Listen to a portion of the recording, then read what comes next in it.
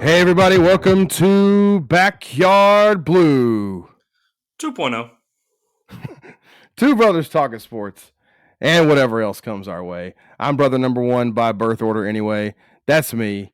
I'm Blake Miller. My students call me Mr. Miller. My mama used to call me Moose, and man, we're still not sure why. I think it's because I was tall and kind of like ran funny. Moose. Yes, sir.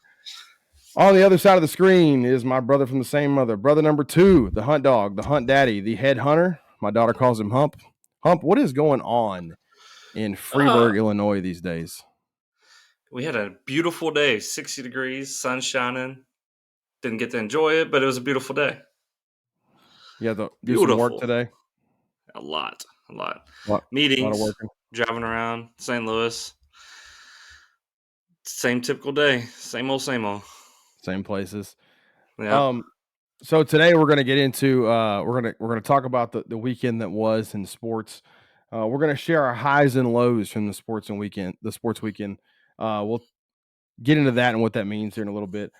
After that, we'll kind of recap where we stand with our playoff draft bet from last week. We'll make our pick once again for the uniform battle of the week. Less to choose from this week. And I regretted my choice from last week. Last week I picked the Chargers and Jaguars, and the Chargers didn't wear the yellow pants, and I was like, dude, that Cowboys and Bucks game was just, aside from watching the Bucks play football, like it was a beautiful like uniform game. I will say the Bucks, that uniform, I do enjoy their helmets. I love their helmets. But my favorite NFL uniform of all time, outside of like the throwback Cowboys that has like the white sleeves with the blue jersey, but the creamsicle Bucks jerseys Oh yeah, are the best, and they should go back to them. They're the best jerseys of all time. Completely agree on like them being in that class for sure. I think this is such a step forward for their last ones with the like robotic looking numbers, the alarm clock numbers that they had with Jameis. Man, it is better than that. I'll give them that. They had to fix it up for Tom to come down there. Maybe they'll go back to something crazy now that he leaves. After we check in on our playoff draft and get into our uniform battle of the week, we'll talk some Grizz for a little bit, and then throw some random questions at each other. Just a couple each. We tried to come up with a name for the segment of random questions, and so far questions. We've just come up with random questions. So random questions it is. They may or may not have something to do with sports, but they are quite random and do not fit a particular topic that we're talking about today. But you know what? Right before we started recording, we started having a little technical difficulties, and two things happened. One, Hump couldn't hear me on the other side of the microphone, and I got this new fancy mic. I feel like I sound like really nice. Like I don't even like my voice, but I feel like when I listen to it, I'm like, yeah, I listen to myself a little bit just to try to make sure it sounds okay before you guys say something. You can say something anyway. I don't care. But I had the mute button now. He couldn't hear me. I had the mute button pushed on. I'm sitting here like, what's going on? What is going on? I'm restarting my computer, everything. Nope. I'm walking back and forth from my bar area to living room to dining room, trying to figure out if it's me. Man, we're here. We're here. It's me. Hi. I'm on an old mic. I don't have my last mic because I thought it was me. So no, it's me. Hi, I'm the problem. Yeah. That's the time we all agree. Yeah, right. Yeah. And anytime, really. That's how it goes. How did we bring up the last time we did this podcast? Taylor Swift got brought up, and then we just did it again. We should start putting a tally mark and just seeing how many episodes we can mention Taylor Swift. I gotta feel this is not gonna be the last time she's mentioned on the show today. Like it's she's the reason for the teardrops on my guitar. It's okay. And then the other thing, I did not realize how big of a diva I am about my headphones. And I'm like, these wires, like I feel like I'm back in like 1945. I don't even know if they had headphones in 1945. I wasn't even around then, but I feel like I'm like headphone, like just the wires. Like I don't even know. I couldn't get my AirPods to connect. I couldn't get my wife's AirPods to connect. And here I sit with. Do you know these are called ear pods? Did you know? Like they're not just called headphones. They're called ear pods. That's what I do have a cord, but I got these Turtle Beach headphones that I got probably 10 years ago because I was going to be an online gamer. I played online one time with them, and they've been sitting in a box for 10 years. And so I'm getting good use out of them. But I got to have a cord because the Bluetooth, like for some reason, it has a microphone that can connect to it. And so Yeah. when you do Bluetooth, it's trying to read the microphone, but the microphone sounds terrible. It's like a gaming mic, right? So, Mm, yeah, so that's I got the cord, but theirs are much better than my AirPods. man, it's technology has come so It's far tough in such a living in short this amount of world. time. I feel like just such a wimp sitting here complaining about the wires on my You're headphones, but bougie. like, You're bougie, dude, I you know what? I will lean right into that. I'm proud to be bougie. aka Bougie Blake. Hey, I'm gonna add that to the name. I'm gonna add that to the nicknames. Bougie Blake, Bougie B. Bougie B. I'm not gonna be one of those dudes who give myself nicknames. I can't be doing that. Bougie. But yeah, but I'll own it. So when we talked about what we wanted to mention today on the show, we knew we wanted to recap the weekend that was in sports, and we're trying to come up with a way to talk about it. And Avery, my daughter, is sitting at the dinner table and says, she's like, "Hey, everyone wants to share their high and low for the day," and she wants to say like the best thing that happened, the worst thing that happened, and it just reminded me of when we sat at the dinner table as a family, as kids, when Mom would ask you and I to do the same thing. And now you said you ask Jackson and Easton and Grady to do the same thing. Do you guys go around the dinner table and share your highs and lows? Yeah, we do it every night. Or we try to do it every night. If we sit around the table, sometimes we Grizzlies are on and we watch the Grizzlies and don't sit at the table. But if we sit at the table, we try to do highs and lows. Grady is terrible at it. He has no idea what we're talking about. It always ends up with pooping on somebody's head. Um, so for high and low. So Poopy. yeah. So we're still working on his comprehension of the question. But yeah, we still do it. So it's kind of it's funny. Honestly, I kind of forgot that we used to do it as kids, but not that I forgot because Mom's probably the one that brought it up to us doing it here. But yeah, so it'll be fun to kind of bring that to here. So the dinner table meets the Backyard Blue 2.0 podcast. And well, we'll just get right into it, just kind of maybe not as awkwardly as it was when we were when we were kids. Mom, what's your high today? Ending this conversation right now. My Sorry, Mom. low is I got Love you. spanked at school. I don't know. I don't know. Yeah. My low was having to come up with a low. Come on. Yeah. But it's a little more fun when we talk about sports. So I'll let you lead off with your highs for the weekend. What you thought were good things that happened this weekend. How about them Cowboys? Man. Man, I've been dreading this game, not for a week, for 8 weeks, because for 8 weeks it's been leading up to the Cowboys are going to play Tampa in Tampa against Tom Brady, and they were starting to look right with Mike Evans catching 3 touchdowns a couple weeks ago, and it's like, man, is this really going to happen? We're going to get, we win.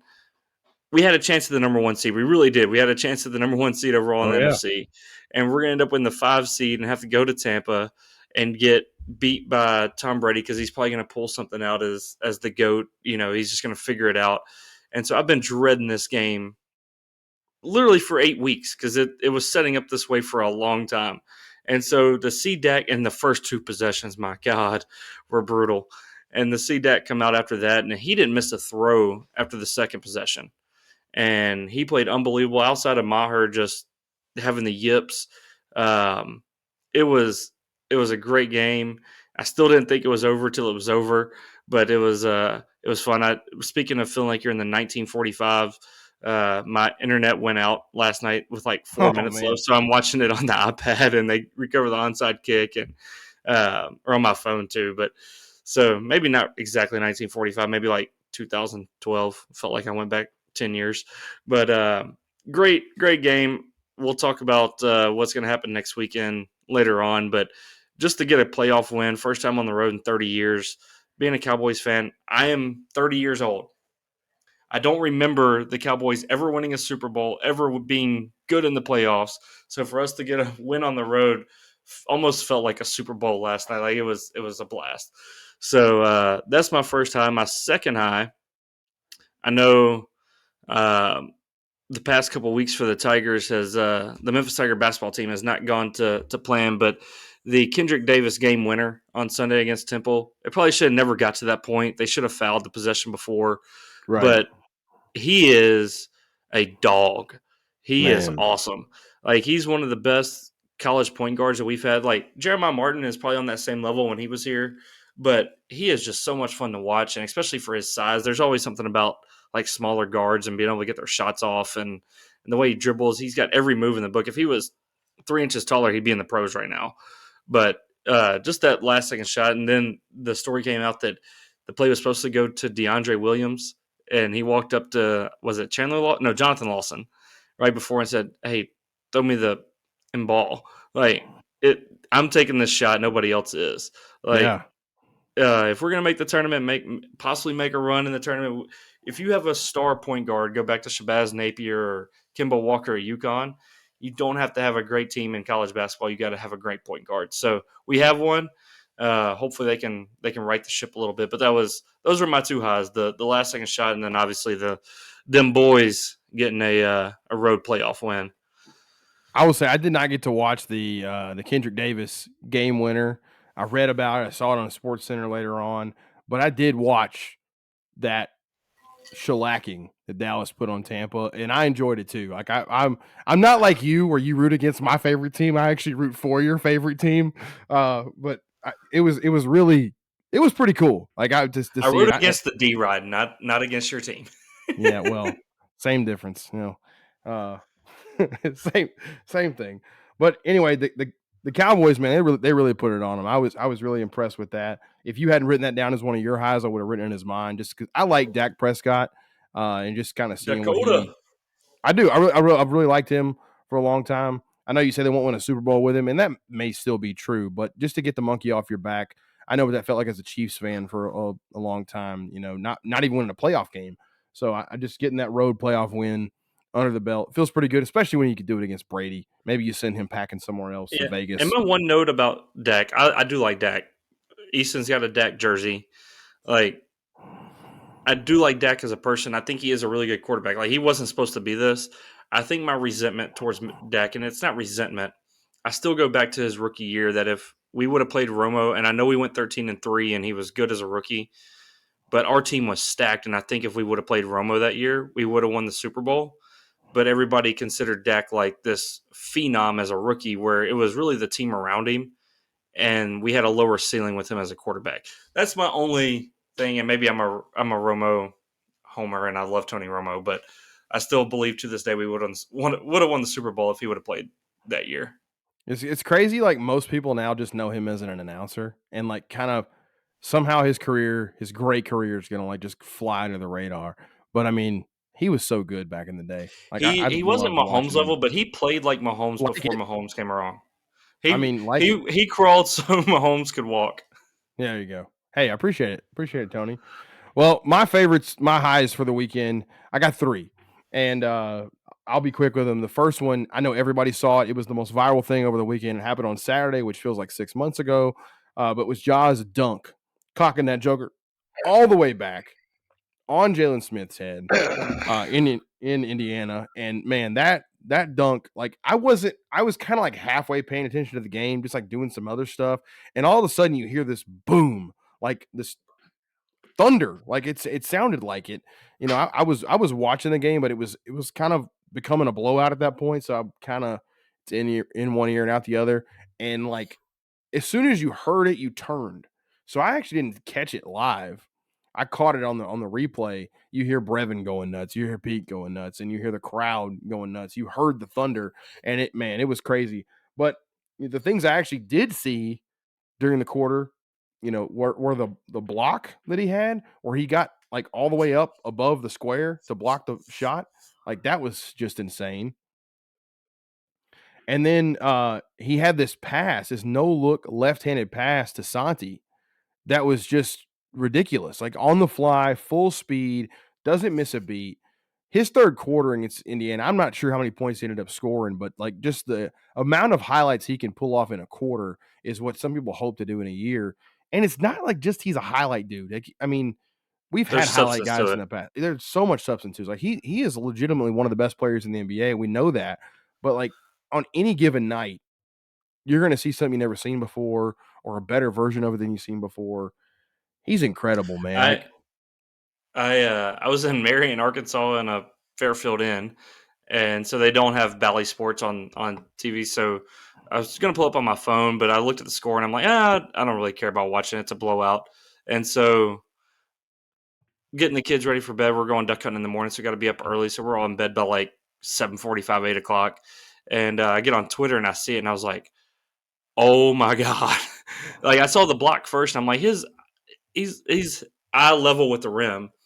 And then a couple minutes later, like I refresh it and then the dunk happened. I'm like, is this really back to back? And I didn't know like if it was like delayed, they were just showing highlights, like somebody clipped it.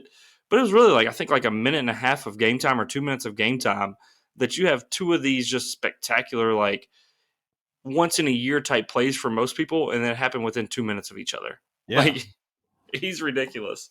The pass is a top 5 play on SportsCenter without the other two things happening, and Yeah. it just gets buried. Like, how many great plays does he have that just get buried because he's made the spectacular look redundant? Like Yep. and everybody's That's for clamoring for him sure. to get into the dunk contest. I don't want to see it. I mean, if he wants to do it, He's a game whatever. dunker. Oh man, but he is a game dunker. But I'm like, that game dunk is more exciting than anything that's going to happen in the dunk contest. Like, I'll put that game dunk up against the stuff that Levine and Gordon were doing against each other a few years ago. Like, I mean, like not in terms of quality, but in terms of excitement that you get, Oh, even in a absolutely. blowout game. Like, it's just like the feeling of dunking on somebody and watching your favorite player dunk on somebody's head, just totally obliterate them. It would Like, never happen, but if they want to fix the dunk contest, they need to do like I don't know if you've seen some of like these videos of people just at like a gym or on a outdoor court, but they need to have like Rudy Gobert and whoever like the best Jaren Jackson, and they need to start on one side, and you need to have the best dunkers in the league on the other, and come at them full speed and just try to yam on somebody, and I'm that's the good dunk with it. contest. It's a I'm good tournament with it. style. I The think it's blocker fun. probably wins. I think you get 2 attempts, and the blocker probably wins majority of the time just because how hard it is to finish over somebody like that. But but the bigs will never do it because you get embarrassed, right? Like you're signing up to get embarrassed. But I think that fixes like everybody would be hype. It may only work for like 4 or 5 years, but like everybody would be hype. It'd be way better than see somebody go between the legs. Like we've seen it so many times. High school kids go between. Bronny did it in a game the other day. Like It's wild. It's easy yeah, now. It's basic. yeah. You saying that reminded me of something from high school. And I don't know if I ever told you this, but our high school coach during layup lines, like we'd go a few games with like blowing some contested layups or whatever. And our high school coach would turn it into, all right, we're gonna work on contested layups today. You're gonna think you're doing full court regular layup lines. No. And this dude goes in his office and brings out a broom. Like, and he's We like, did I'm it gonna go also too. stand under the goal and just swing a broom at you, which I can't imagine that flies today.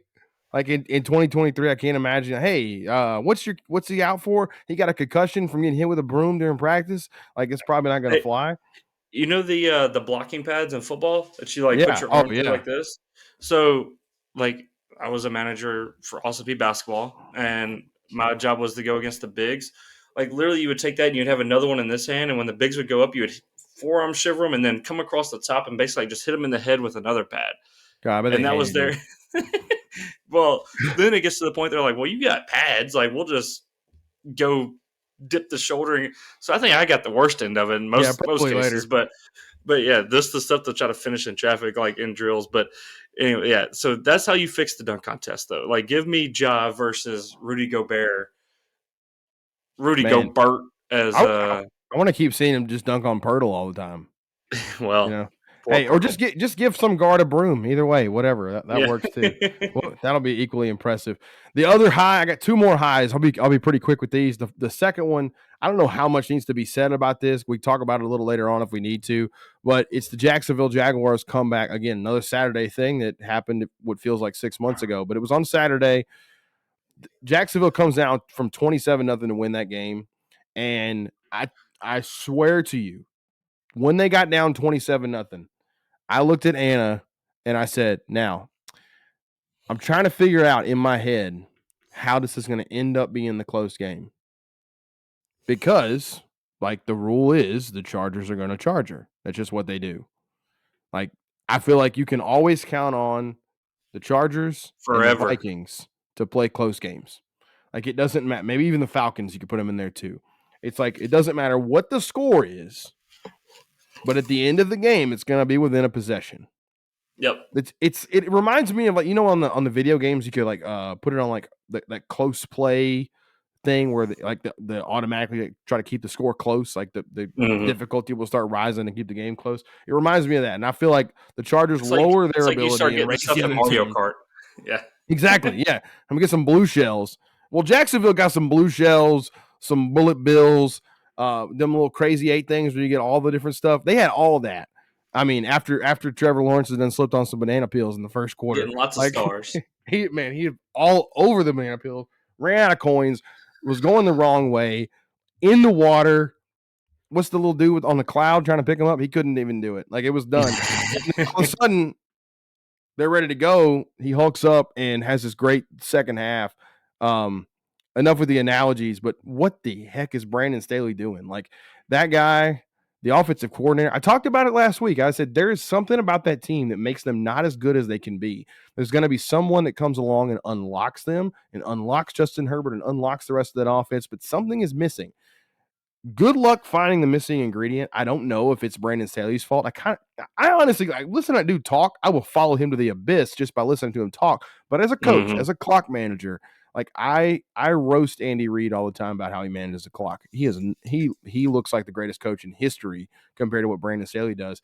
It's like you don't know in the second half that you're just playing against the clock. Like you got to realize that you're not playing against Jacksonville anymore. You're playing against the clock. They just gave that game away. I mean, totally gave it away. Props to Jacksonville for clawing it out. I told you before, I love Doug Peterson. I really like Trevor Lawrence and what they're doing. I love that team. I hate that the Chiefs are going to obliterate them so bad this weekend, but it's definitely going to happen. It's gonna be nasty. Y'all never recover. If not, I'll eat my words. I mean, I don't know. It feels like that should happen. That was fun, and I did really look at Anna when it was 27-0, and I was like, this game's going to be close. Jacksonville might win. Chargers are going to charger. I actually think Jacksonville's going to win. And then, man, I felt really like we were watching the third quarter in the hotel, and April goes, "Well, this game's over," and I said, I don't know about that. Like I just watched them do this against the Cowboys, and so when we woke up at 4:15 in the morning, I looked at my first thing I did. I saw your text from like 11:30. I've been asleep for 2 hours, but I looked at it and I was like, they won. And she's like, "No, are you serious?" Yeah, I told you that they probably had a chance, but I don't know. That's just coaching malpractice. Gosh, like I don't care what you like. If you just run the ball 3 times and go 3-and-out, like you probably got a chance, and just rely on your defense. Like that's just terrible. But the Chargers are going to charge her, like you said. They're like it's not Georgia anymore. But the joke was always Georgia's going to Georgia, and now it's the Chargers are going to charge her. Mm-hmm. I mean, I feel like it used to be. I mean, nobody said the Chiefs are going to Chief because that just doesn't even sound right. But I mean, there was a long time where you just expected every Chiefs game, no matter how much they were up by, to for them to lose or make it close. They still do that. They still make it close. But I mean, they had the similar collapse against Indianapolis in 2013. I'll never forget it because Ann and I just got back from our honeymoon. Get off the plane, we're up big. I'm like, we'll take it slow getting home. Get home, touchdown scored. Indianapolis, they start charging back. Jamal Charles is hurt, and the rest is history. Was that the Andrew Luck winning the game? That was the Andrew Luck game. I don't want to talk about it. I don't even know why I brought it up. Number 3 for me. I'm going to keep talking so I don't have to think about that anymore. The Martin Luther King Day with the Grizzlies. I wish I would have been able to go to the game and be around all that, but I ended up being home and watching the Chris Vernon show and watching his interviews with Gary Payton and Luol Deng. And I was doing other stuff, and I was listening to the Gary Payton one, and it was cool. But the Luol Deng one stopped me in my tracks, listening to it. And if anybody just wants to know a little bit more about him, go check out Chris Vernon's show from yesterday, Martin Luther King Day. Just his interview with Luol Deng is probably my favorite interview segment that he's done. It's if it's not my favorite, it's definitely up there amongst his best. He's had a lot of good ones, but the way he gets people to open up and how he listens to his guests when they talk and ask good follow-up questions and stuff, and then gets them to just talk. Luol Deng is freaking cool. I could listen to him talk all day. I mean, his story, and we talk about Giannis and stuff. It's very Giannis-like in his story, but a lot of stuff I didn't know. I mean, there's a bunch of stuff that I didn't know. I had a vague idea of what his story was like, but I learned a lot yesterday from listening to that, and I encourage anybody to do the same and go listen to it themselves. And I haven't listened to hear it yet. I started the Gary Payton one today, but yeah, that's on my list. So probably be what I listen to go to sleep tonight. Turn on and listen to that. But I haven't listened to it yet. But like you said, he's great at getting people to open up and talk. And he he doesn't. It's not like he's so good at not just having like set questions he's going to ask. He yeah, listens and then has conversation. And it's the same thing like with McAfee when he has people on. It's like he's great. you actually get like a real conversation like interview, and it's not a Q and A, because a Q and A Yeah, just feels so um, it's not personable at all. And so they do a really good job at that. So yeah, that's on my list to listen to tonight. So I'm looking forward to it because I saw a bunch of feedback on Twitter about how good it was that cool. interview was. It was like it had the feeling of like he planned on being in there for like 15 minutes, and he ends up talking for 40. Yeah, And that's a it's similar one really if you cool. haven't listened to last year with Brent Smith and Zach Myers of Oh Shinedown. yeah. I listened And to that. That Zach was Myers great. and Vernon are good friends, but like Brent Smith doesn't know Vernon at all. And it was really, really good just hearing his story and different stuff. So yeah, anytime he had like the Kevin Garnett one, there's all kinds of good ones out there that he's done. And he does it with the Grizz players too, and gets them to open up. They always seem Yeah. to feel comfortable with him, and like he has a way of making you feel like you're hanging out with him and the person he's interviewing, and it's top notch. All right, let's get to the lows. Share your lows from the weekend, Hump. So my first low, and don't have to expand too much. I just think it's a personality thing, and I don't think it's as far as who you want as your quarterback to lead your franchise, and why I think Baltimore is having trouble paying this guy is Lamar Jackson not showing up for the playoff game. Like those are your guys, like especially in football, in more than any other sport. Like we saw it with the Damar Hamlin thing. Like you're going to war every night. Like this is not a easy game to play, and they're beating the crap out of each other. And to not show up for your teammates that you're supposed to go to battle with, like I think that shows a lot for who he is. And maybe I'm wrong, but just not a good look. Like you should be there, and when every time Huntley comes off the field, if you're that guy and a franchise quarterback, telling him what happened, what went wrong, what went right, what you think he should do, like there should be some leadership there. And I know he's in a contract debate, and maybe it's just he doesn't want to be in Baltimore, and they don't want him in Baltimore. Maybe that's what we find out, but to me, him not showing up, that's just a bad look. And maybe Yeah, I'm way off base, but who knows what's going on behind the scenes? You never know. So I'll throw that out there. Like I'm not going to be 100% like he's a terrible guy, but just from the look of it, like you got to be there. yeah, You have to be there. So that's my. I don't know if you have any thoughts on it. I do. I think about this in the NBA too. Like it happens with a lot of teams, but it does not happen with the Grizzlies. They, I feel like when one of the star players is out, they are there. I mean, Morant was, Bain was, Jackson was, Brooks is when he's out. They're all Adams. They're all on the bench like Yep, during the game. They get the and treatment excited. elsewhere. Yeah, and getting up for their teammates if they're allowed to stand up. Um, and then I hear about it elsewhere. And, it's always what I feel differently about Kawhi Leonard about. It's what I felt differently about Devin Booker and Chris Paul not being there last night. It's like Yeah, something's amiss if your stars don't want to be around your team. Like, what kind of message does it actually send? Maybe there's certain extenuating circumstances, like you said, but when I notice it, I really notice it in a positive way for the Grizzlies. I know this is Grizz and Ravens is different things, but it means a lot that the Grizz do it, and I think being the quarterback, it probably means a lot that he didn't. Just to and I think just throw like it if out he there. already had a contract, he probably would be there. Oh And sure, so I think this has a lot to do with the contract. So like, and I'm not get like the one thing people say you don't talk about somebody else's money. Like you do what you gotta do. Like if this is how you're gonna try to get hmm paid or whatever, like I guess do what you do. But to your teammates, I think that's a and maybe they don't care, but I would. Like if oh somebody, yeah, especially in a playoff game, if it's a regular season game and you're doing rehab, like it is what it is. But for a playoff game where if maybe you can come back next week and play, if they win this game, I would be wanting to do everything I can to give my input or just to be there for the guys. So yeah, that was a bad look. So my second low is Joe Burrow he just in the playoffs and in the regular season too. The last few weeks they protected him better, but last year I forget the total number of sacks. I think it was like 19 sacks through their playoff run last year going to the Super Bowl.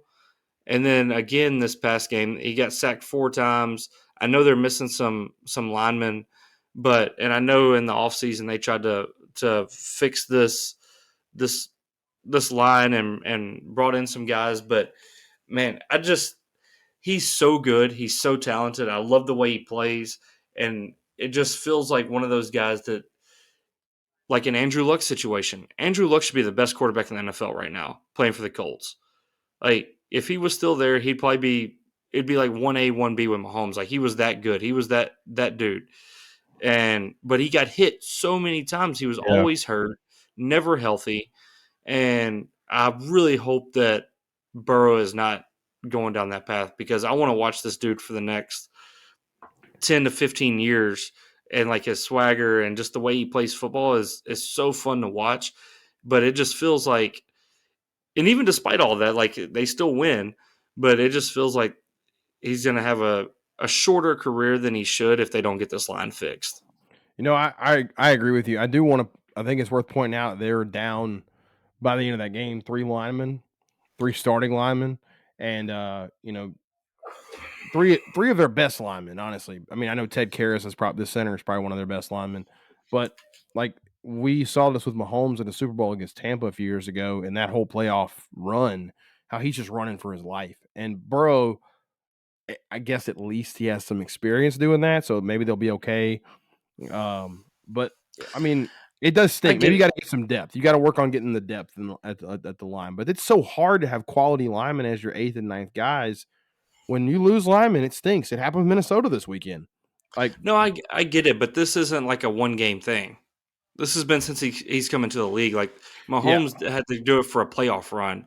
Like most people, like if you have a really good quarterback, like you have a really good line, and they got a great quarterback, and he's been there 3 years. The first year it cost him an ACL, and they could have won the Super. They probably could have won the Super Bowl last year if they could have protected Burrow. yeah. So this isn't a one thing. Like I know they were down 3 linemen and had some injuries this past weekend, but this has been a 3-year problem, not a 1-game problem. The line this year actually like stunk at the beginning while they were still trying to gel, and then by midseason it was actually pretty good. Like it's been one of the better ones. Yeah. And I mean I hate that for him because it seems like it's back to the same old refrain. I'll share mine quickly, and then we'll take a quick little break. My lows, number one, is just being Brandon Staley. It's got to stink right now. Just being the only team to go +5 in turnover differential and then lose, and to be up 27 and lose, like how? The second one, we already talked about Brandon Staley. No need to keep beating that dead horse. Speaking of dead horses, Tom Brady.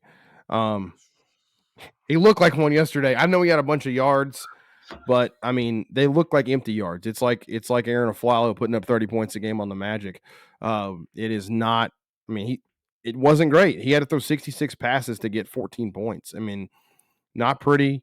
Are you excited if you're a fan of the Raiders or the Dolphins or the Titans or the Niners or whoever's going to go get him? Like, are you excited if you get Tom Brady? Like, I'm not. I mean, I never thought I'd say this, but if Tom Brady comes to the AFC West, I actually think if he plays for the Raiders, I think the Raiders are worse. No. But I mean, it's not ridiculous to think that. Like it's at least like it's not the. I think this year was more about the stuff around what was going outside of him or outside in like his personal life, like the things that he had going on. That was a lot. But that team, their coach, like they were terrible, like really terrible. And so I would still, if I'm the Raiders, like who else are you gonna get?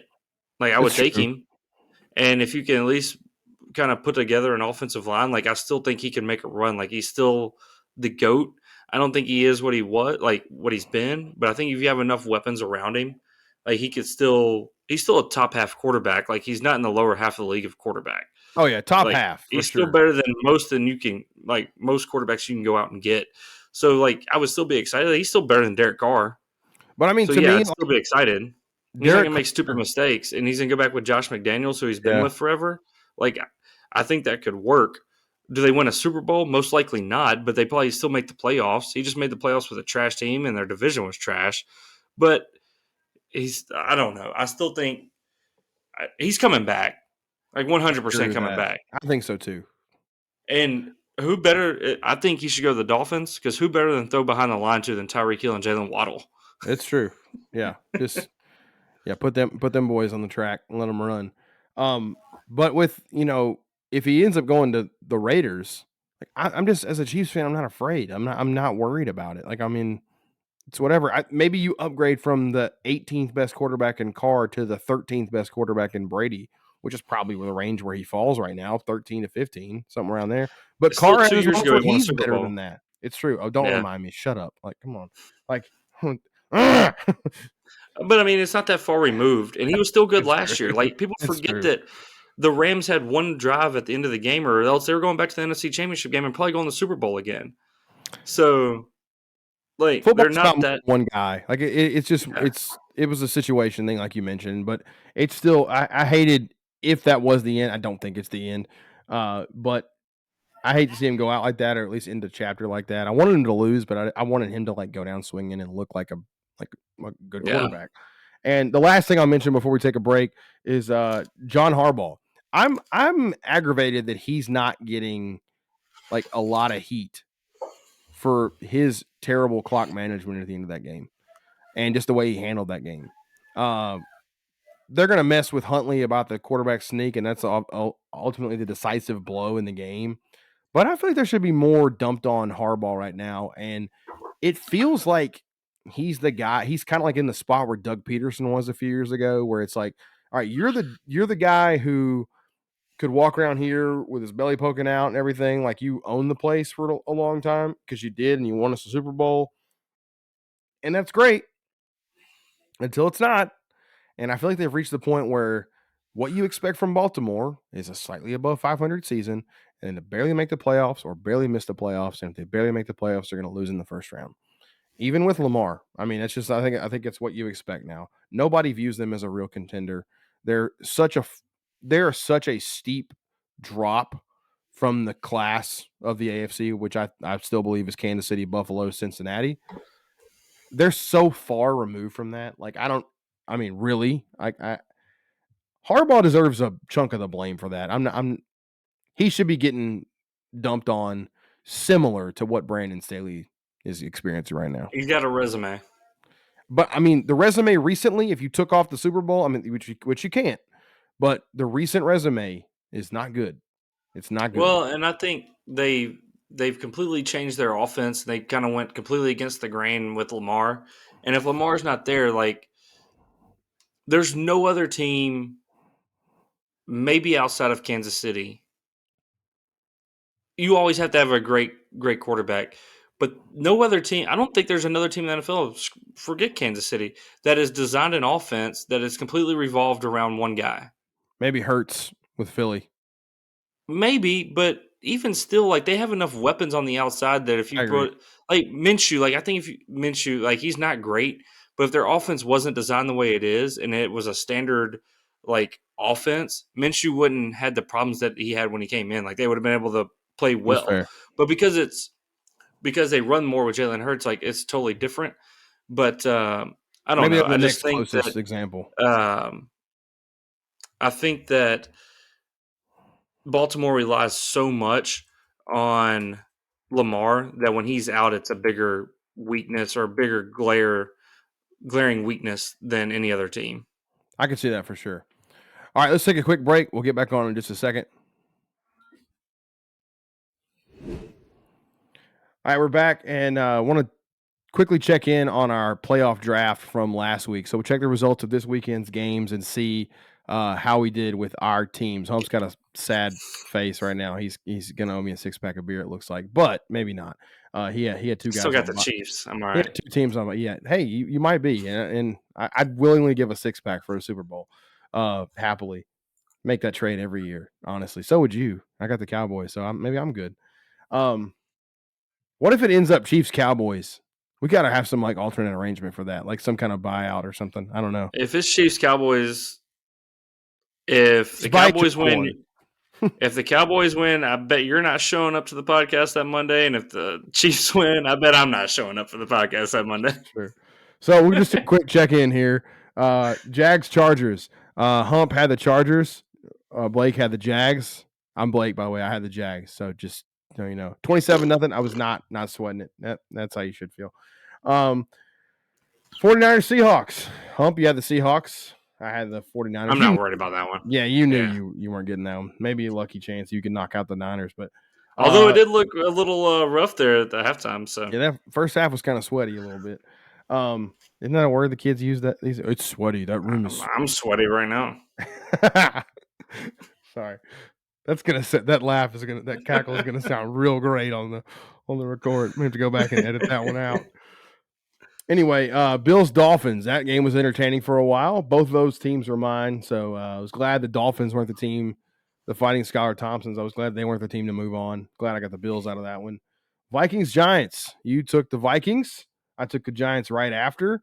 Giants won, but you called that one too. Like you should have taken the Giants in that one. Yeah, but to win the Super Bowl though, like I was going based off if your team's going to win the Super Bowl. Like the Vikings had a better chance to make a run than I think the Giants do. It's hard to make a run from your couch, though. It's really hard to make a run from your couch. It is. Maybe in Madden. But I did pick that one. It's true. If we would have put a parlay together with the Jags and Giants, we probably would have won some good money. I mean, the underdogs, the Dolphins covered too. You know, I mean, if you took the Ravens late enough, they covered too. So, I mean, 4 of the 6 underdogs covered, and then 2 of the 6 won outright. So that's pretty cool. Ravens Bengals are both yours. I would imagine you probably wanted the Bengals to win just for the sake of the bet in that one, which makes sense. And you said they got to get some help. They got to get some O-line help. I heard they were trying to talk Andrew Whitworth to come back and play left tackle for this game. If too late, I know. But I mean, Jonah Williams got a dislocated kneecap. That doesn't sound good. Yikes. No, but I'll still roll with Burrow. I think he's just that dude. I do too. In all honesty, I do too. Then we got Cowboys Bucks. Both of those teams are mine, and I got the team of preference to win with the Cowboys. I was much happier with them winning than I would have been with Tampa. All right, so moving on from that, we've got 8 teams left. Hunter has the Chiefs, Hunter has the Eagles, and Hunter has the Bengals left. He had the 2 teams on a bye, and he advanced the Bengals this weekend. I had to advance 5 teams this weekend. I got 5 teams through. So I've got Jacksonville against my beloved Chiefs. They're going to lose this weekend. I got the Bills against the Bengals. That's going to be a key one for our bet for sure. The Giants and the Eagles. You've got the Eagles. I've got the Giants. That one could be key as well. I feel like I just want to let you know, our bet's our bet. I hate the Eagles with a fiery passion. So I'm rooting for the Giants. Even though our bet's our bet, I hate the Eagles. So go G-Man. I'll hold on one second. Hold on.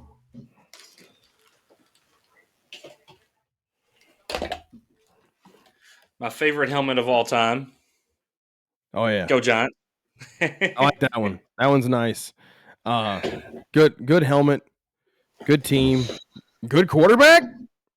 Maybe. Danny Dimes, baby. Danny Dimes. Throw it on the dome. Yeah. Saquon's the guy, though. I mean, really, Isaiah Hodgins showing up the way he did later, I think it's his name. I don't really know. Yeah. Hodgins is his name. He turned into Jerry Rice over the weekend, apparently. Yeah, I mean, they looked great. It's not Minnesota's defense, though, so that's gonna be a challenge. Philly's got a good defense, gonna be able to bring the pressure. We'll see how that one goes. I think it's gonna be a good game. Depends on if Hurts is healthy or not. Sure, yeah. I think it's gonna be a good game though. I'm really interested in that one, for sure. If the Chiefs lose on Saturday, I don't think I'll watch a football game the rest of the weekend. Like it's that way. But I don't think they're going to. That's just how it goes. But I will say anybody can score on y'all's defense. So I don't know though. I don't know. We'll see. We play a lot with a lead, and they play safe and blitz a ton. So it's a different game plan when it's a close game. The other thing I wanted to say, the the Cowboys and Niners, those are both mine. I think I'd probably prefer the 49ers getting through on that one. But honestly, I think the winner of that team, the winner of that game, I mean, is going to represent the NFC in the Super Bowl. That's my feeling. Whoever wins that game is going to represent the NFC in the Super Bowl. I would love, just for fun's sake, I'd love to see a Chiefs Cowboys Super Bowl. It could happen. This is the closest I think we've come to in a long time where it actually feels like I a real have no possibility. expectation. That's fun though. That's I feel fun. like the good thing about this game for the Cowboys is I know they're like the national media will make it seem like if the Cowboys lose, it's a disappointing season. I honestly think that they're going in with a free swing, which I feel like is a good thing. The pressures on the Niners this year were last year when San Francisco beat us in Dallas, the pressure was on Dallas. And so I think you flip flop that.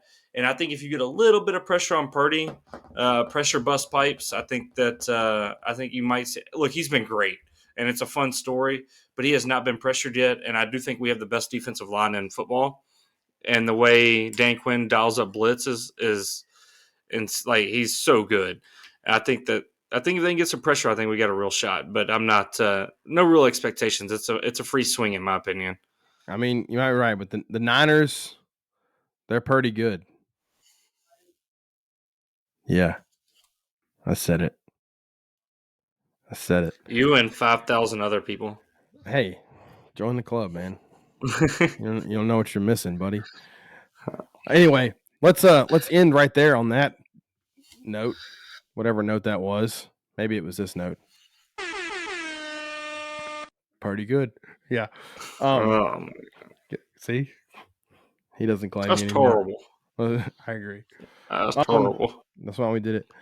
So moving on from the NFL, excited to see how our bet goes. I think this is a great weekend of football ahead of us. But greater is what the Grizzlies have been doing, man. Like last time we talked, they won 8 straight. They won 2 more this weekend in dominant fashion, man. I really thought they were going to give that Suns game away. They really do kind of have a hard time for a while with those teams that really bounce the ball around where the ball moves like a symphony with open threes. I mean, Saban Lee, Damian Lee, Tommy Lee were hitting all threes for Phoenix. It really feels like they struggle with those teams for a little bit, but as soon as they hit their groove, man, they are a tremendous third quarter team. They really put their feet on people's throats in the third quarter.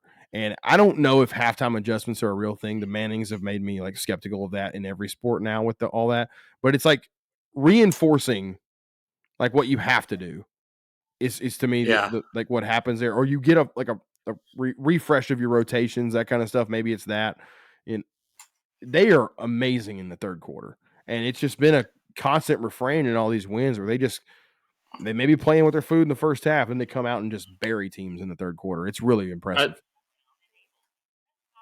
I think a lot of it is that like you said, I feel like Ja really gets a feel of the game. And like in the first half, he kind of is distributing. And there's some games he comes out the first quarter and is looking the score, but there's a lot of times that he's kind of filling it out. And I really do think a lot of it is just him filling out the game and figuring out what's going on. And in the third quarter, because I believe this is true that he's the highest scoring player in the third quarter in the NBA this year. Might be. And I think a lot of it is he kind of figures out what the defense is going to do with him and completely adjusts his game to it. Like, do we need to run hard pick and rolls and have Adams dive hard to the goal? Do I need to pass the ball because they're sagging off Bane to give help to me? Like, there's so many things. Is Jaren open down low? Like, do we need to give him the ball?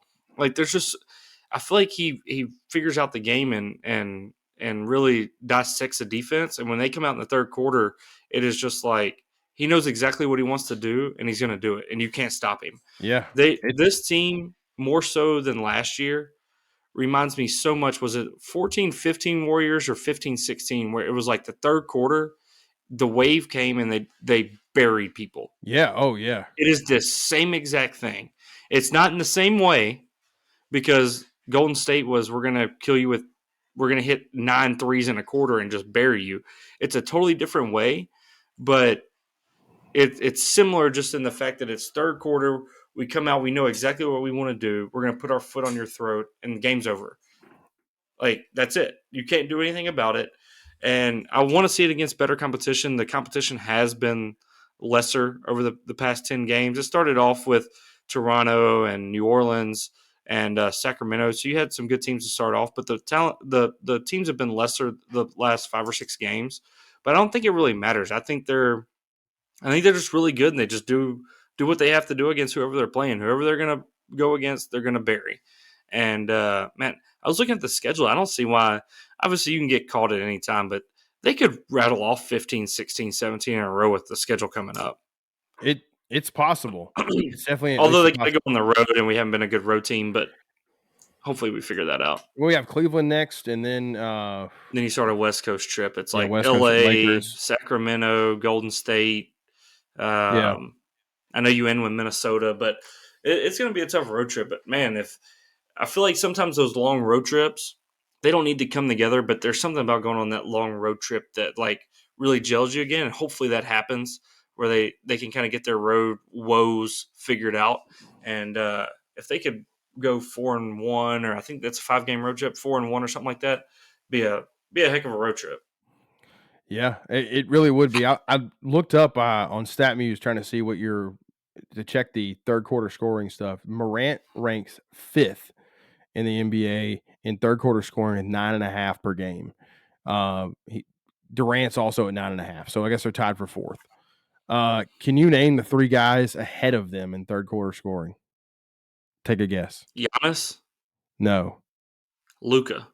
Yes. Luka averages 10.1 in third quarter. Oh man, Joel Embiid. No, good guess. He's right behind Morant at 9.3. I'm trying to think because like Devin Booker's been out for a while, so I don't think it's him. It is him. Devin Booker 9.9. But the Really, I didn't know if leader, he'd be eligible though. well, The I don't know leader, if it's got number of games in there. He's got 28 the games, leader is Devin Booker. Shea Gilgeous-Alexander. It is 10.3 third quarter points per game. I mean, that's just crazy. It seems like teams are prioritizing the third quarter. It really does. Desmond Bane on the list. I'm guessing it shows me the first. Yeah, it shows me the first 20. I think on StatMuse.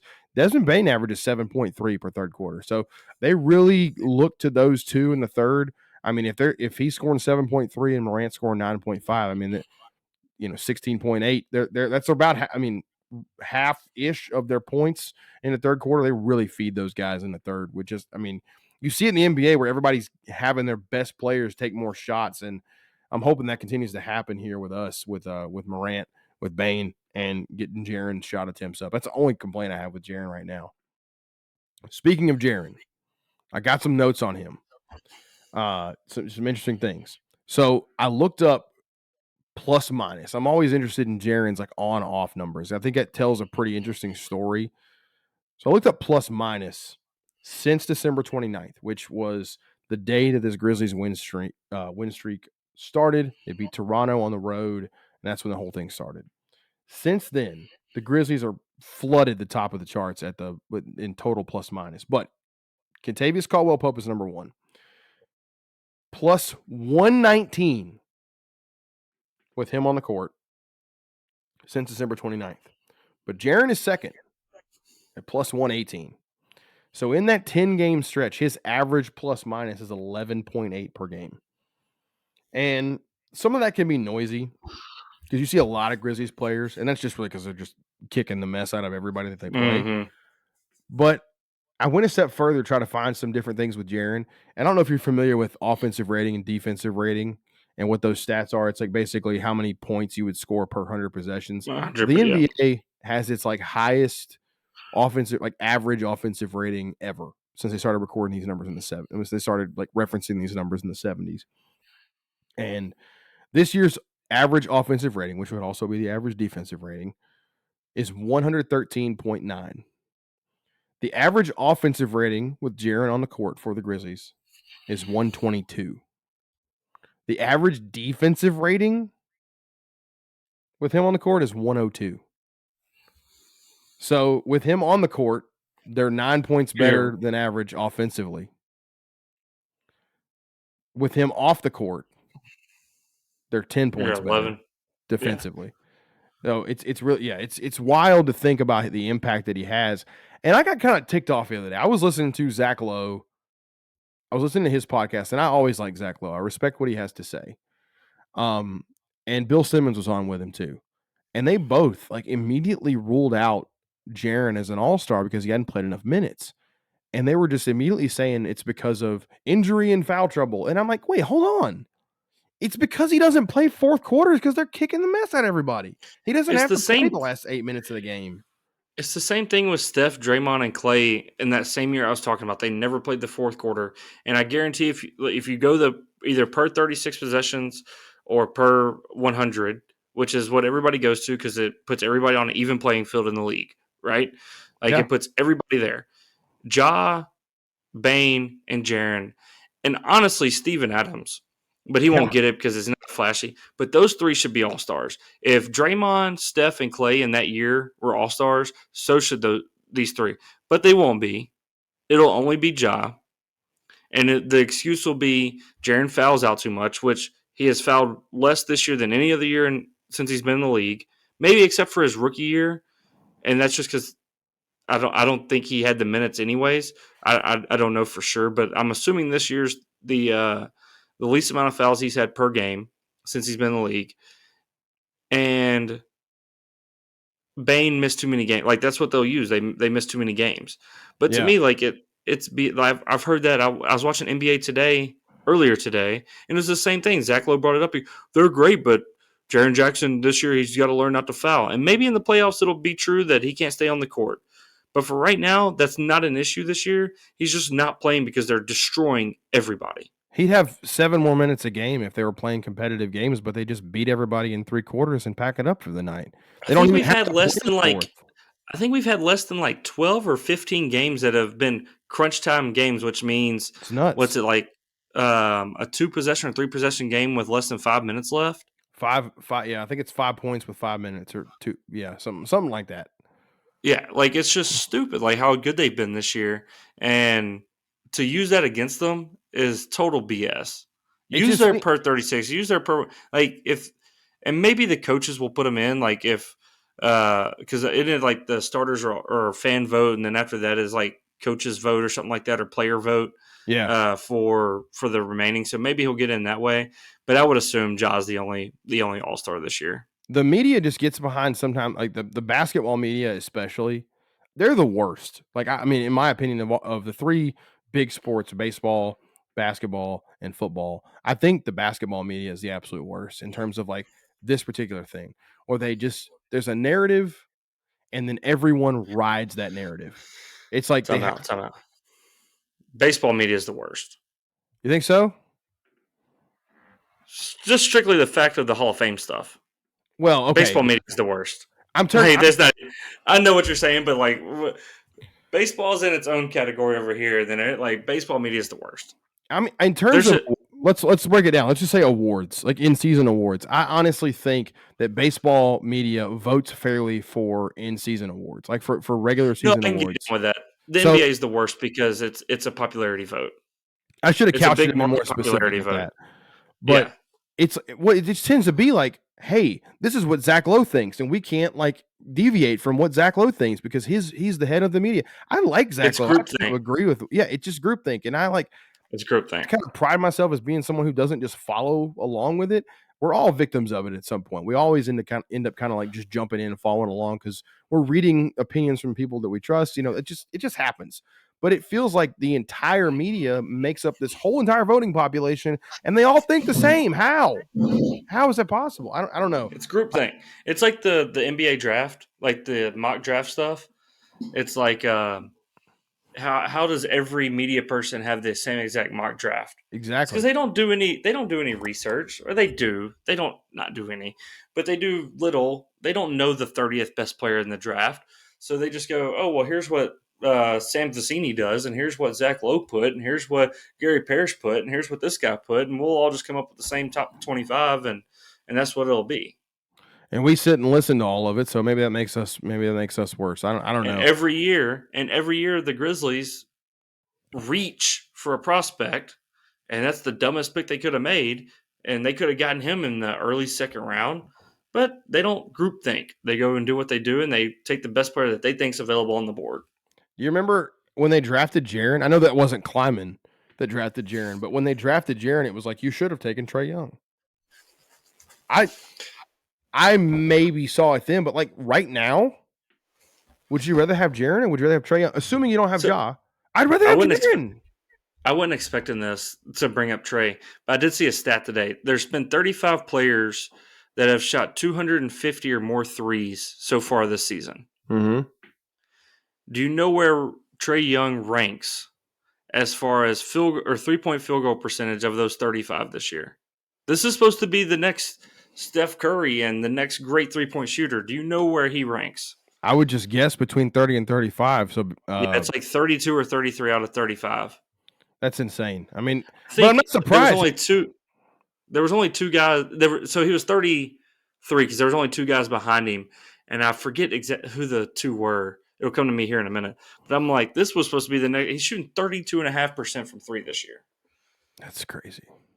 Their offense is so brutal, though. Like watching them, I watched them a little while yesterday against the Heat, and I know the Heat are a decent defensive team. They're not like special or anything, but I mean, their offense gets so stagnant. My turn, your turn. The ball does not pop around like it should, and There's only a handful of guys in the league that can have a usage rate like that and be successful, and it's probably Luka, LeBron, Giannis, and Jokic. Yeah. That you can just give the ball to every time down the court and make something happen. Yep. And even them, you can stop them. I mean, and you need other players around them for sure. I don't know, man. My feeling is like the Grizzlies are once again they're great, and I think they're like 538. They're not the most reputable thing out there, but they have them as the second most likely team to win the NBA championship, and that's without making any kind of moves or anything. Who's first? Boston, I'm assuming. Yeah, Boston. Yeah, I mean, honestly, I think those are the two best teams. Like, I think Memphis is the best team in the West right now, and I think Boston's the best team in the East. Denver, like, apologies to them, I think they're really good. I think they've got a good mix, and Aaron Gordon, man, he is totally in the right spot. You know, they're in Denver playing with Jokic. They scare me just because they slow. Dude. You can't speed them up or make them do anything that they don't want to do. Jokic is just a maestro. Him and Luka are just how they play the game is so different than anything else with what basketball is now. It's like you can't make them speed up. They're going to do what they want to do. They're going to get to their spot, and they'll just control the game. But I do think in the playoffs, there comes a time where that doesn't work. The difference this year with Jokic is that his supporting cast is awesome. And I feel like adding the guys they added, like Caldwell Pope, Bruce Brown, I love Bones Highland off the bench. I even think DeAndre Jordan plays a nice role for them. Like, I mean, they seem to have clearly defined roles on that team and a superstar. Like, Jokic is going to win MVP again. Like, I think Caldwell Pope is like the most efficient 3-point shooter this year. I mean, he's tops in plus minus. So there's so much. I mean, right now, and maybe that's what it was. He had the highest plus minus, but there was something about his 3-point shooting that he's like one of the top, like on attempts per game and makes. Like he's like one of the most efficient 3-point shooters in the NBA. Like just crazy. It's meaningful. I mean, and I really do think Jokic is going to win MVP. He was like plus 220. He should yesterday, and but he won't. I don't think he will because of just. Like the same thing that happened with LeBron. LeBron from like 08 to 14 should have won MVP every year, but they get MVP tired fatigue. Yeah, there was somebody the other day who said this was on the Ringer stuff, and I feel like these guys actually have votes, and they're like, I'm not going to vote for him because he didn't do anything in the playoffs last year. And when I hear stuff like that, it's just like, dude, you're not doing your job. It's the MVP of the regular season for this year, not what happened last year, not what happened 10 years ago. It's MVP of this year. These regular season clowns. I mean, I hear some of that stuff, and I'm like, why are these the people that are making the calls? Like the people rag on the fans for making bad calls all the time, but I'm like, sometimes it's just the MVP awards in the NBA in general, especially players now and coaches in front office should vote for it. I agree, or at least have a share of it anyway. I'd be or have like 50 like former players do it too. Yeah. All right, we're gonna take a quick break, and we're gonna come back and do random questions before we wrap up the show. All right, back with random questions. We're going to close out the show. We didn't have a better name for this segment, but who needs one? So, random questions, segment to be named later or to be named never. Who knows? Couldn't think of one. Asked my wife 15 minutes before the show started. Couldn't think of one. Ask Hunter. 2 minutes before the show started, he's like, "Yeah, let's just call random questions." I'm like, "All right, we're gonna call it random questions." So we proudly present random questions. Yes, sir. All right. All right, I'm up first. Yeah, you go. Give me your 2 questions first. I'm gonna I'll just go with whatever the first thing that comes to my head. Hey, and you answer them too, though. I'll answer, then you answer your I will questions. answer them. I will answer them. So my first question is, who is one artist that you haven't seen in concert that you want to see? Your random answer is this is tough. This one is tough because I feel like I got 3, but I'm gonna give you. No, you gotta go with one. Okay, Can't give me 3. It's Jack White, and I want to see. I wish I could have seen him as the White Stripes, but he's got so many other solo things, and like when I look at his set list and stuff, he plays stuff from the Raconteurs, he plays stuff from the Dead Weather, he plays White Stripes, he plays solo stuff, so he kind of brings it all together, and he's just nuts. So I think he'd be like a really cool show. My runners up were Tyler Childers, who honestly I feel like I have a chance to see him, and Taylor Swift, who I feel like I never have a chance to see. So does it count that I saw Taylor Swift when she was like 17 years old open up for George Strait at FedEx Forum? Does it count that I saw her while I was walking through a crowd at the Final Four in 2008 when I didn't know who she was, but she was playing after Three Doors Down? Yeah. Probably not. Did you see her play? I mean, I didn't know who she was. I heard the Teardrops from My Guitar song or something like that.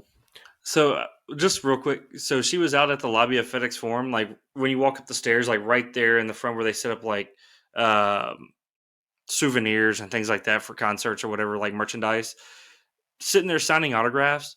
Dude, nobody was there.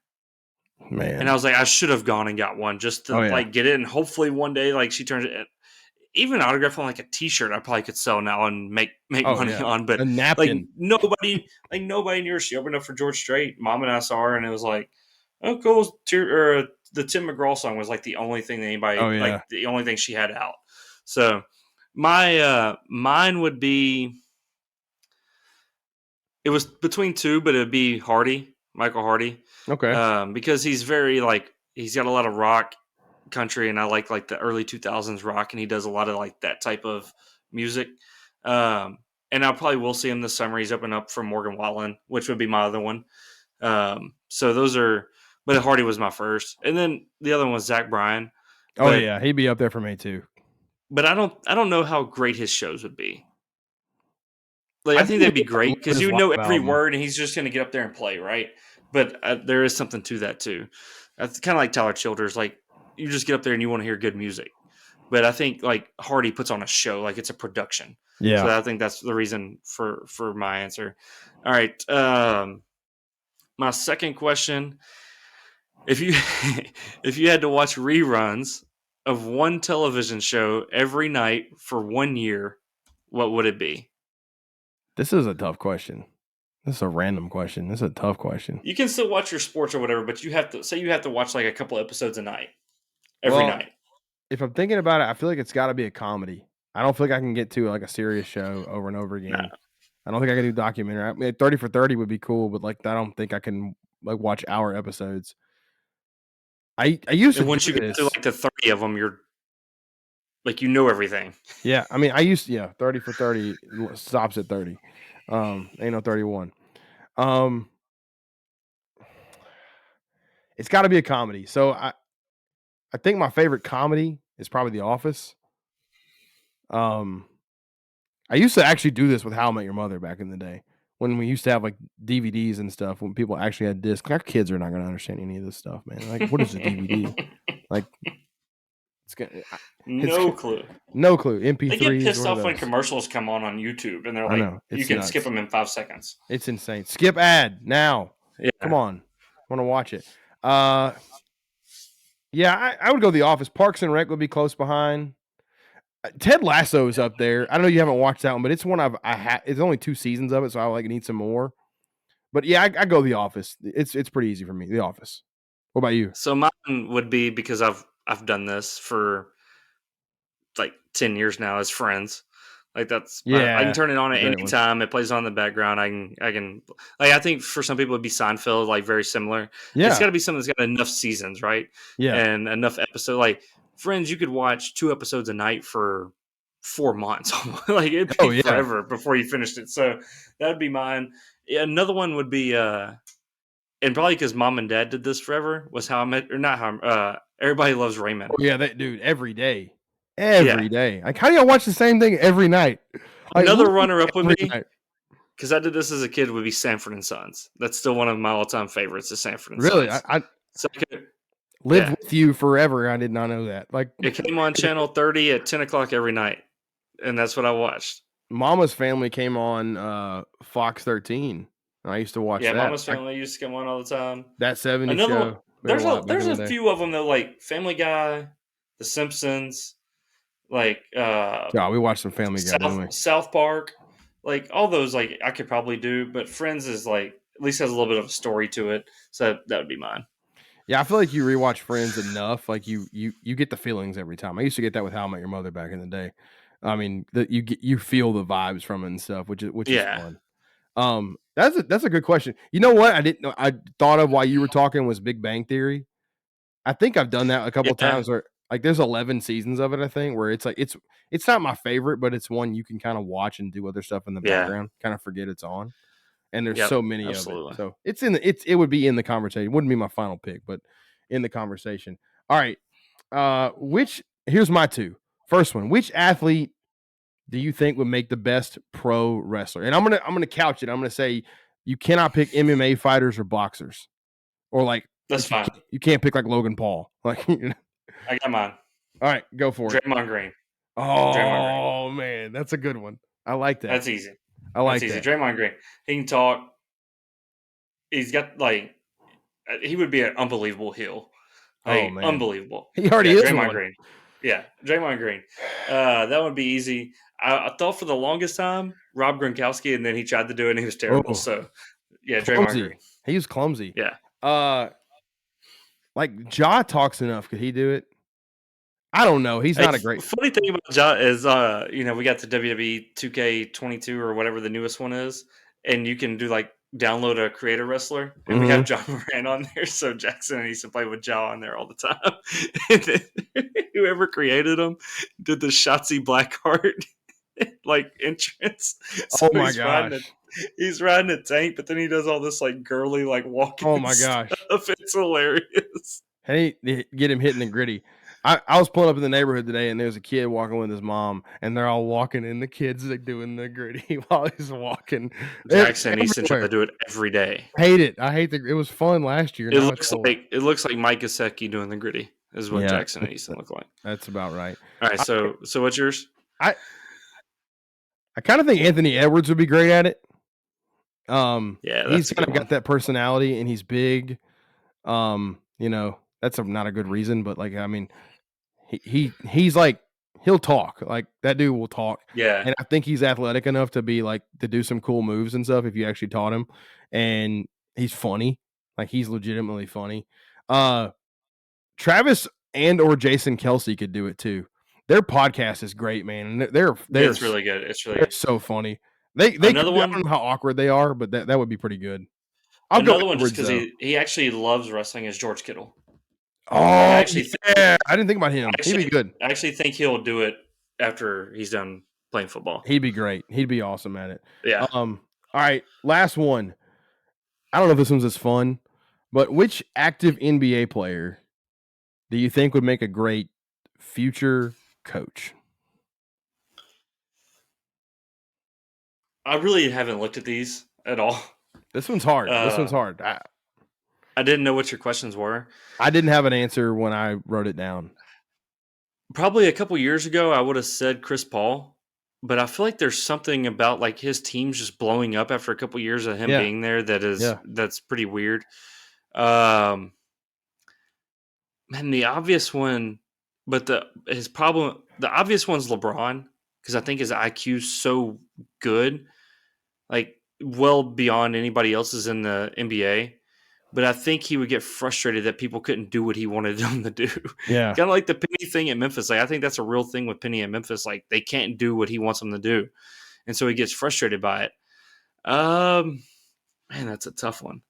It's usually point guards, isn't it? I mean, it tends to be guards. That would be yeah.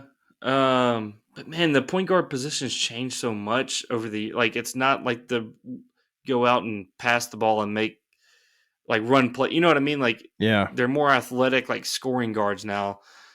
Who do you think? I'm trying to go through my head here. My first Man, thought was Tyus Jones. it's a good one. And I'm probably just, spoiled from watching him, but I see the way he is with Kennedy, Yeah, and I I don't know. It kind of strikes me as being one of those things that, yeah, he could do it. Like, he could totally do it. I could yeah. see him doing it. I just he's good at taking the young guys under his wing. Um, Mm, man, that's a tough one. Conley? Is he Yeah, patient Conley. enough? He's Man, kinda surgical. I don't know if he's I got don't know. the I think he's too quiet though. Although yeah. he did like some preseason games. What was it like 5 years ago? They let him coach the games. Um, You're listening to Danny Green talk, you'd think he might do it. I've gone all Grizzlies related kinda stuff, with CJ these. McCollum. Oh, man, he's such a I just it's not a good reason to decide it, but I feel like when you listen to somebody talk, that makes a difference. Like, he's great. He's a great communicator, and I think the way the culture changed in New Orleans once he got there, I think McCollum's a really good answer. I like that one, and, this may be only because his dad is an assistant coach, but Jalen Brunson, um, Yeah, I was thinking that one too. kind of that, like, make the most out of what you have kinda deal, but, right answer is probably somebody like Raul Neto or some random guy. Like I think the obvious one, like back in the day, like even though it didn't work out, like Steve Nash, Jason Kidd, like Kidd's working out now, but Milwaukee was terrible. And Nash, I think he would do okay. I think that Dude, I was don't just a know. no win. I think that was a no win situation for what it was at the time. Like he just, I don't know, but yeah, it's got to be a point guard. But man, that's a tough one. Like I said, That's a I really think hard the question. obvious with IQ is LeBron or Chris Paul. But I think over the past couple of years, especially with Chris Paul, is like, is he really like a good leader, or is it? Yeah, I you don't don't know. know. Could Rondo do it? Is he even still playing? I don't even know if he's still I playing. don't think he's still playing anymore. He But that's seems a like good one of one. those guys, kinda like cerebral type guys. I don't know, maybe not. I don't Ricky Rubio. That's the dumbest thing I ever said. No. Yeah, that's a thinker. I'm gonna keep thinking on that one. Maybe I'll get an answer for the next show. You know what would be a decent one? What's that? And I can't stand the guy. And maybe it's totally this would be ridiculous, but Patrick Beverly. Oh my god. If he was my coach, I'd punch him in the throat. Like, But I think for like a certain like that Minnesota team last year, like he was perfect. Like they listened to everything yeah, he said. So if it's like a young team, they would just eat up everything he says. And like he's like a Tony Allen type where he watches a lot of film. He knows what the guy he's guarding is gonna do. Like, but I think like older guys, like an older team, they would just be like, nah. Like who's a this year with good LA. like, I'm just thinking of there's a lot of former players that are coaching, obviously, but a lot of them, like, not many of them are good players. It tends to be guys Yeah, who weren't that good. Like, Kidd is obviously really good, the exception, yeah.